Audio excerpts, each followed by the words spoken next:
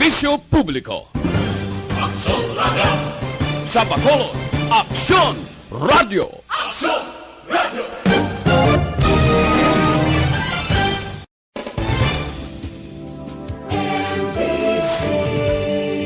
Manila Broadcasting Company. Sa balita, komentaryo, isyu, serbisyo publiko. Aksyon Radio! Sa Bacolod, Aksyon Radio. Aksyon Radio!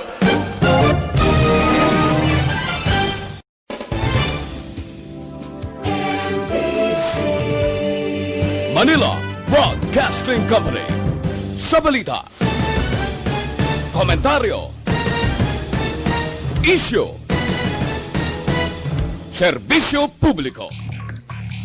Action Reports, second portion. Di kalidad, kag madalong ng mga analisis sa pinakainit na balita sa bilog na probinsya kag nasyon. Action Reports, second portion. Patas kag balanse na komentaryo sa mga issues kag mga balita nga nagaapekto sa mga pumuluyo sa adlaw-adlaw nga tanan. Action Reports, second portion.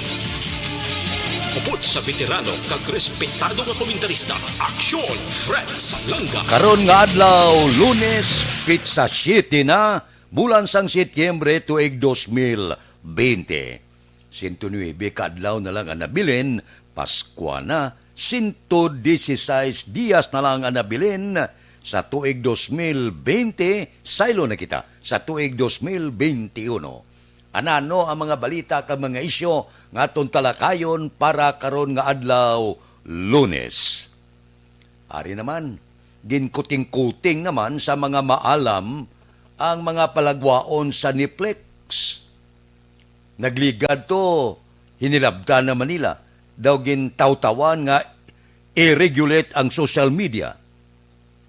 Tigin balabagan man, sang pila naton ka mga mamalida.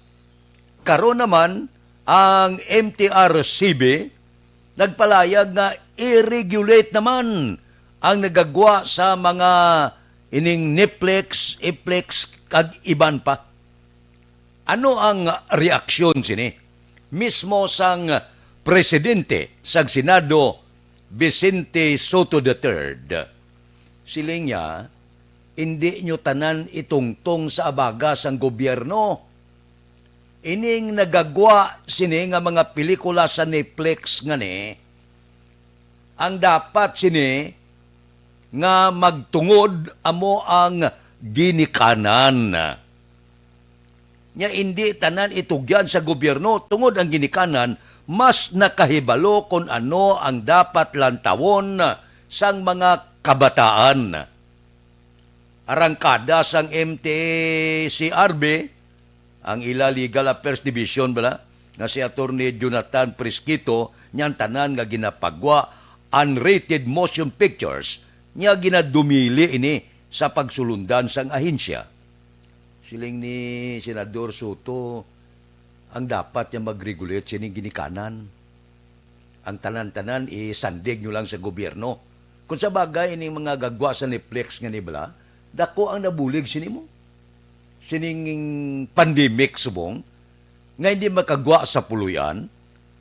Di kung ikaw ara ka sa puluyan mo, pagkatapos trabaho mo, pagkatapos panglampaso, pamunyag, tanan-tanan na lang, kung di ma-relax ka, tanong lang taon mo karon. Kaya ginpasiraman nilang ABS-CBN. Di ang mga pumuluyo, kung Netflix naman, lantaw ka lang pelikula, pala malingaw ka sa sulod sang puluyan. Di hinilabdan naman. Kung hindi pag i-regulate ang social media, ang Netflix naman na nakita nila nga i-regulate naman. Depende na ya sa sulod sa puluyan sa ginikanan kung ano ang luyag lantawon sa kabataan. Ang kabataan dapat giman i-regulate siya kung anong ginikanan. Gusto karton kag ibada. Kung may mga edad-edad na, di kabalo na sila kung ano ang dapat na lantawon. Kahit hindi na sila kung ano ang dapat na lantawon. Sang sahagad mo ya hala, kung i-regulate sa social media, Netflix, tanan na lang ang hilabtan. Correct ina, si Senador Vicente Soto, dipindi ina sa sulod sa puluyan, kag dipindi sa ginikanan, kung ano ang dapat ilalantawon. Kaya mo na lang ng kalingawan naton, sa sulod sa puluyan. Ti kakason nyo pa. Ang tanan-tanan, ginalabdan nyo. Ti lang ni Soto, babae na yan, ginikanan. Hindi kay ang tanan-tanan, hilabdan nyo. Which is para sa akon, husto. Bangod sini, ang Senado, may ara reaksyon. Kahapon, may reaksyon man ang kongresista sang syudad sa Bacolod. Ano ang reaksyon ni Congressman Greg Gasataya? Ibalik ko na pagkatapos ini.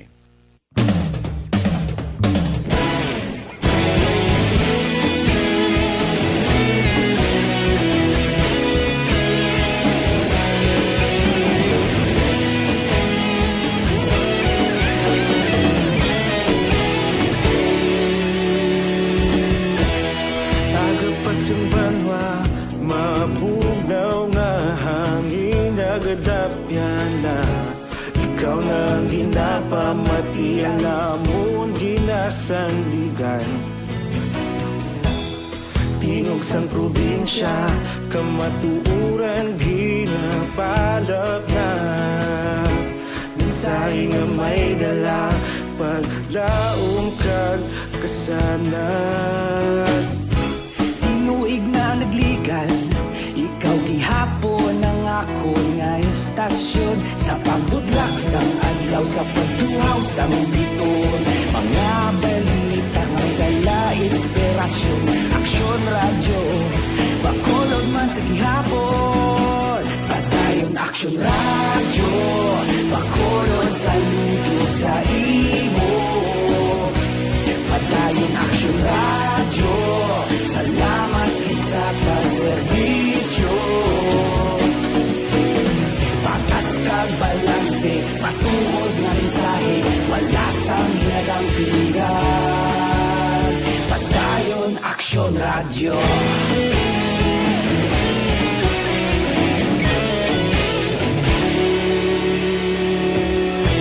Bacolod nun kag Negros sanon inyong pamatian. Stasyon nga nagapalaplag sang kamatuuran. Mabakod nga prinsipyo, reporter handa sa serbisyo. Kahapon, karon kag sa gihapon, kita magapadayon.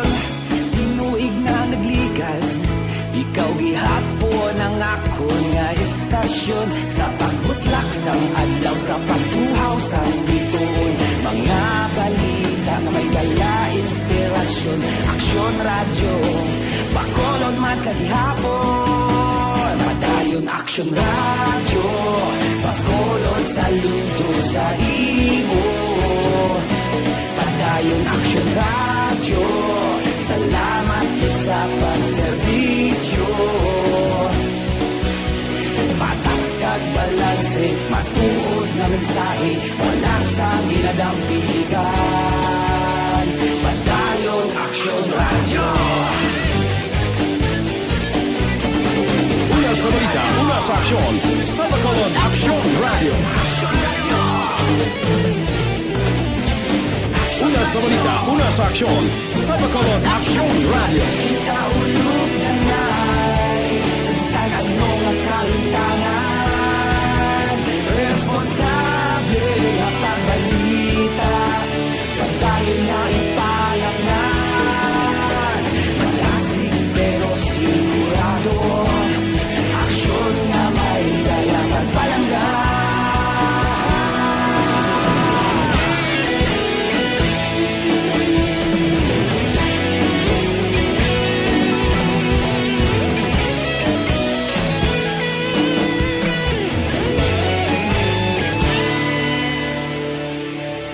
Padayon aksyon radyo, Bacolod saludo sa imo. Padayon aksyon radyo, salamat gid sa pagserbisyo. Padayon aksyon radyo, Bacolod saludo sa imo. Padayon aksyon radyo, salamat gid sa pagserbisyo. Patas kag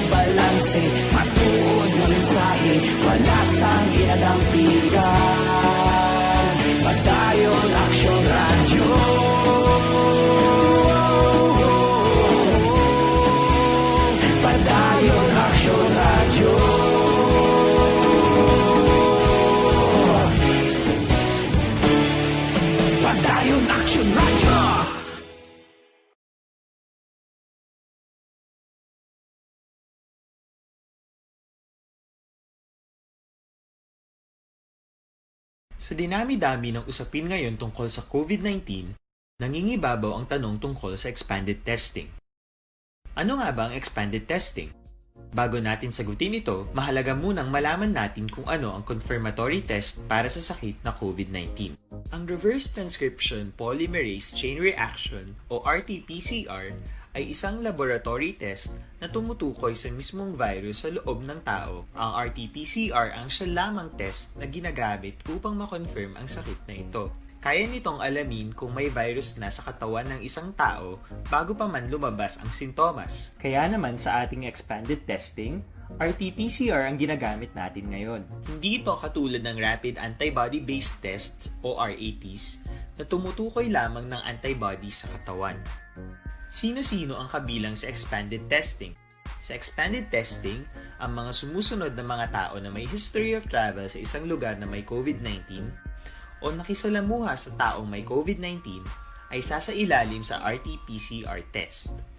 Una, mga pasyenteng may malubha at kritikal na kalagayan. Ikalawa, mga pasyenteng may edad 60 pataas, pasyenteng mayroong ibang sakit, o mga pasyenteng may maselang pagbubuntis. Ikatlo, mga pasyenteng may bahagyang sintomas. At ikaapat, iba pa nating kababayan at mga healthcare workers na walang sintomas ngunit may travel history o contact. Mayroon na tayong mga laboratorio na kayang gumawa ng RT-PCR sa Luzon, Visayas at Mindanao. Sa kasalukuyan, layunin ng ating gobyerno na tumaas pa ang health system capacity ng bansa upang matest sina lolo, lola, kuya at ate na pasok sa populasyong kailangan ng testing. Ginagawa natin ito upang mabigyan ng tama at agarang atensyong medikal ang mga pasyente at para matukoy ang iba pang tao na nakasalamuha nila. Mahalaga ang pagpapatest sa paglaban sa pandemya, pero mas mahalaga kung Aksyon Radio Philippine Standard Time, las 6:47. Kung ang presidente sang Senado may reaksyon, si Congressman Greg Gasataya gamonitor kita, may reaksyon man. Siling ni Congressman Greg Gasataya, hindi panitiun para i-regulate ang Niplex kag iban pa nga mga talan-awon sa pungsod Pilipinas. Siling niya, ang MTRCB nagasiling nga i-regulate ang ginapagwa nga pelikula sa Niplex. Niya intindihan ko ang tindog abi sang MTRCB sa pag-regulate sang video content. Nya pero hindi pa ini ang husto nga tion. Nya sa Kongreso, madamo sa mga urgent measures nga dapat unahon, nga dapat asikasuhon. Hindi kay unahon taniya ang mga pag-regulate sa Niplex nga kalingawan sa sulod sang puluyan sa bilog nga pungsod Pilipinas. Abi ano pang kalingawan ta? Kay pinangutod nyo man ka pinauntat ang iban nga mga television network. Di kundi dire pa ang pumuluyo, dire magkonsentrar pagkatapos ang trabaho ya, lantaw ka pelikula nga makapahagan-hagan sang imo sinikakapoy. Ang paglantaw sa pelikula, dipindi na iya sa tao mo. Kung ano nga pelikula ang gusto ya, nga maka-enjoy siya. Di karon pati ang Netflix i-regulate nyo. May mga social media nga i-regulate nyo. Nga kang problema na subong niya, amo ang coronavirus, kag pila ka mga dalagko nga problema, ang gutom, ang kapigaduhon, ang kakulang sang pundo, ang tanan-tanan, amo ni nagapanguna karon nga problema sang pungsod, ang mga Netflix siya mong inhalabdan nyo. So, amo ini ang mga reaksyon ng Senador Vicente Soto, ang presidente sang Senado, kag ang kongresista sang Lone District sa Bacolod, Congressman Greg Gasataya. Nya unahon tanaya ang mga importante nga bagay, ulihila na, nya patawayon tanay bla ang pungsod Pilipinas ka magplastar sining mga pagpauntat, pag-regulate sang pila ka mga palagwaon sa telebisyon. Unahon ta ang nagapanguna nga problema. Aksyon Radio Philippine Standard Time, las 6:50. Mabalik kami pagkatapos ini. Para labanan ang banta ng COVID-19 sa ating bansa, mahalaga ang kooperasyon ng bawat isa. Ang pananatili sa loob ng bahay ay isa sa pinakasimple pero pinaka-epektibong paraan para hindi kumalat ang virus. Kunwari, ikaw ang tuldok na ito. Malusog ka at malakas. Lumabas ka ng bahay. Ang hindi mo alam, may nakasalamuha ka ng may COVID-19. Tandaan, mahirap malaman kung sinong may virus, pero madali itong maipasa sa iba. Pwedeng naipasa na pala niya ang virus sa iyo nung umubo siya, o bumahin. O baka naman ay nahawa na dahil humawa kayo sa parehong bagay na kontaminado. Ngayon ay mayroon ka na rin COVID-19. Isa ka ng carrier na makakahawa sa iba. Dahil maaaring ilang araw pa bago lumitaw ang sintomas na ubo, sipon, hirap sa paghinga at lagnat. Pwede ring wala kang nararamdamang sintomas, ngunit nakakahawa ka pa rin. Pag-uwi mo sa bahay, maaari mong mahawahan ang iyong pamilya. Kasama na rito ang lolo at lola mo o ang mga magulang mo na may edad. Sila ang may pinakamahina na depensa laban sa virus. Ang mga may sakit sa puso, diabetes, high blood, at iba pang pre-existing conditions, at mga buntis, mahina ang panlaban sa COVID-19. Kapag na-infect ang taong mahina ang immune system, posibleng magkaroon siya ng malalang karamdaman at kailanganing dalhin sa ospital. Sa patuloy na paglabas ng bahay at pagpunta sa pampublikong lugar, tinatayang maaari kang makahawa ng 3 pang tao at sila makakahawa ng mas marami pang iba. 20% ng mga nahawa ay maaaring maospital at dadami ng dadami ito habang mas kumakalat pa ang virus. Bukod sa dumaraming COVID-19 patients, marami pang ibang may sakit ang nasa mga pagamutan. Ang mga pasyenteng malubhang-malubha na ang karamdaman, hindi na maaasikaso. Wala ring lugar para sa mga pasyenteng may ibang karamdaman. Kaya nating iwasan ang patuloy na pagkalat ng COVID-19 kung iisipin natin ang kapakanan ng iba. Kailangan nating isipin at kumilos na parang bitbit na natin ang virus para hindi ito kumalat pa sa iba. Sundin ang social distancing. At hanggang maaari, manatili sa loob ng bahay. Kung talagang kinakailangang lumabas, panatilihin ang 1 metrong layo sa ibang tao. Maging malinis din sa katawan at sa kapaligiran. Parating maghugas ng kamay gamit ang sabon at tubig. At i-disinfect ang mga bagay na madalas hinahawakan. Ang mahalaga, mapabagal natin ang pagkalat ng COVID-19. Para mas kakaunti ang mga kailangan magpa-ospital at mabawasan ang mga Pilipinong magkakasakit. Magiging epektibo lamang ito kung mananatili tayo sa bahay. Sundin ang social distancing. Isang maliit na sakripisyo para sa buhay ng kapwa nating Pilipino. Tulong-tulong tayo. Let's beat COVID-19. Sa dinami-dami ng usapin ngayon tungkol sa COVID-19, nangingibabaw ang tanong tungkol sa expanded testing. Ano nga ba ang expanded testing?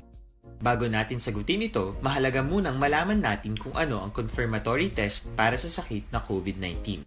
Ang reverse transcription polymerase chain reaction o RT-PCR ay isang laboratory test na tumutukoy sa mismong virus sa loob ng tao. Ang RT-PCR ang siya lamang test na ginagamit upang makonfirm ang sakit na ito. Kaya nitong alamin kung may virus na sa katawan ng isang tao bago pa man lumabas ang sintomas. Kaya naman sa ating expanded testing, RT-PCR ang ginagamit natin ngayon. Hindi ito katulad ng rapid antibody-based tests o RATs na tumutukoy lamang ng antibodies sa katawan. Sino-sino ang kabilang sa expanded testing? Sa expanded testing, ang mga sumusunod na mga tao na may history of travel sa isang lugar na may COVID-19 o nakisalamuha sa taong may COVID-19 ay sasailalim sa RT-PCR test. Una, mga pasyenteng may malubha at kritikal na kalagayan. Ikalawa, mga pasyenteng may edad 60 pataas, pasyenteng mayroong ibang sakit, o mga pasyenteng may maselang pagbubuntis. Ikatlo, mga pasyenteng may bahagyang sintomas. At ikaapat, iba pa nating kababayan at mga healthcare workers na walang sintomas ngunit may travel history o contact. Mayroon na tayong mga laboratorio na kayang gumawa ng RT-PCR sa Luzon, Visayas at Mindanao. Sa kasalukuyan, layunin ng ating gobyerno na tumaas pa ang health system capacity ng bansa upang matest sina lolo, lola, kuya at ate na pasok sa populasyong kailangan ng testing. Radio Philippine Standard Time, lasay 55 na. Abilidaran di man ang Pinoy, no? Pwede mo ang tanan-tanan ng mga tiket. Abi kung may mga palagbaon, i-imprinta mo sa gobyerno. Sundo na yan mo sa Pinoy. Si Mayor Bing Leonardia, gaugtas guro may mando siya kay BCPO Director Colonel Henry Viñas, imbestigaron ang report nga may pila ka tao nga nagatingwa nga mag-imprinta sa hindi otorisado nga home quarantine pass. Ano ning i-imprinta nila? Ang ad kag ibin, isahon lang nila. May ara sila duwa ka home quarantine pass. Adlaw-adlaw pwede sila kagwa. Kung ad may ara man sila. Kung ibin may ara man sila. Perting abilidad, no? Amo na yung budlay sundon sa abilidad sang Pinoy. Siling ni Mayor Bing, hindi maayo ini. Basi magkaladakpan ka mo, pati nag-imprinta sini.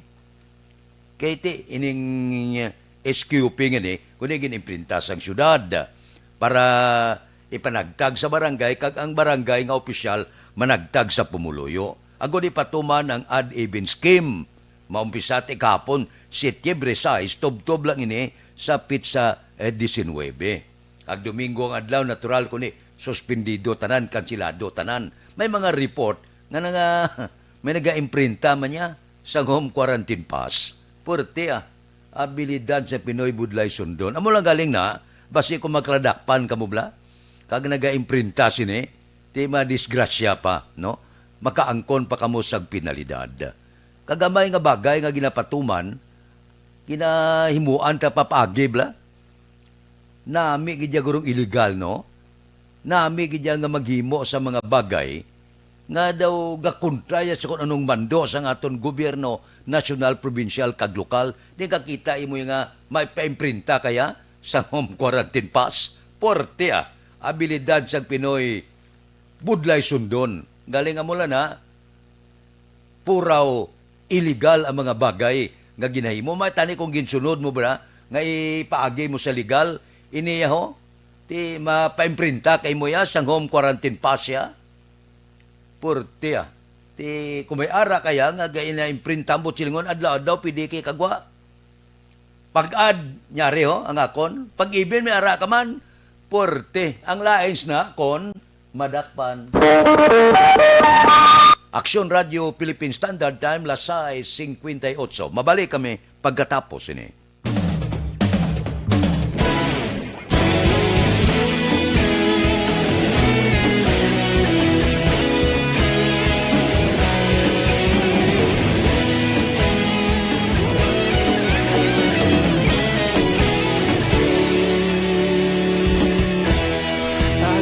Banwa, mabugnaw nga hangin agadapyan na ikaw nang ginapamatian namon ginasandigan. Tingog sang probinsya, kamatuuran ginapalap na mensahe nga may dala, paglaom kag kasanat. Tinuig na nagligan, ikaw gihapon ang ako nga istasyon. Sa pagbudlak sang adlaw, sa pagtuhaw sa biton, mga balita nga dala inspirasyon. Aksyon radyo, bakolod man sa gihapon. Patayon aksyon radyo, bakolod saludo sa imo. Patayon aksyon radyo, salamat sa pagserbisyo. Patas ka balanse, matuod nga mensahe, wala sang hinadang piligan. Patayon aksyon radyo.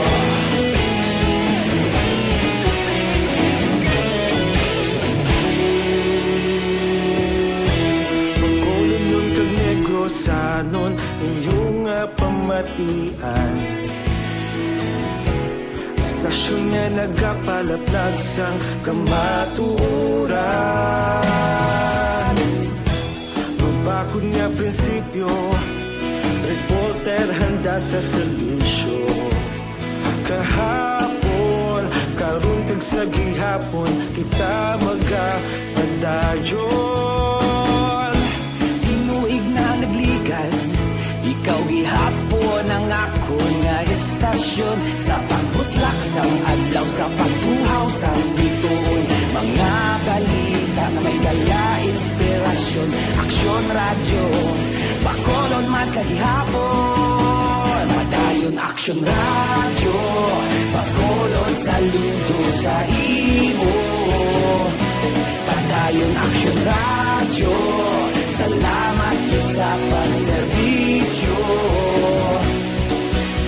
Patas kag balanse, matuod nga mensahe, wala sang ginadampigan. Padayon Aksyon radyo. Una sa balita, una sa aksyon, sa Bacolod Aksyon Radio. Una sa balita, una sa aksyon, sa Bacolod Aksyon Radio. Kita ulog na ngay, sinsan anong ang kalintangan. Responsable at pagbalita, pagdaling na ipalangnan. Malasig pero sigurado, aksyon na may dala pagpalanggan.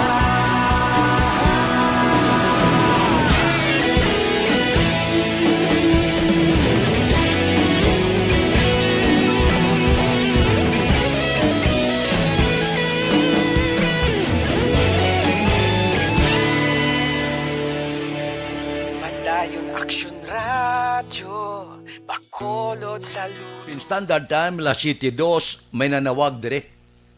May mga barangay kag may pila pa kuno ka personalidad nga wala makabaton sang home quarantine pass. May mga reaksyon sila.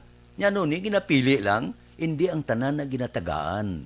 Di mangkot kita, kay karon kay Action Arta, ipamangkoton ta ng syudad sa Bacolod. Kay kadamo sa reklamo, hindi kami kagwa, nagsugod na kahapon, wala pa kami kabaton, home quarantine pass. Ay anong natabo? Gintugyan ini sa mga barangay opisyal mo. Tituod man, kung ikaw wala kabaton, paano kayo makagwa kay wala kaya home quarantine pass gali? Klaro, tanda karon na, sa syudad sa Bacolod, kay pobre man ng iba, no? Hindi tuod makagwa, kay wala sila na kalabutan pa, sang home quarantine pass nga dapat nagsugod na kahapon. Aksyon Radio Philippine Standard Time, La City 3, standby na. Sa aton Aksyon Balita Morning Edition, liwat magadulong sa aton sa mga balita lokal, national, international, sports, kag artista. Upod kita, ay Aksyon Boy Duran, kag Aksyon Dorel Cabato, Aksyon Fred Salanga, una sa balita, una sa aksyon, sa Bacolod, Aksyon Radio.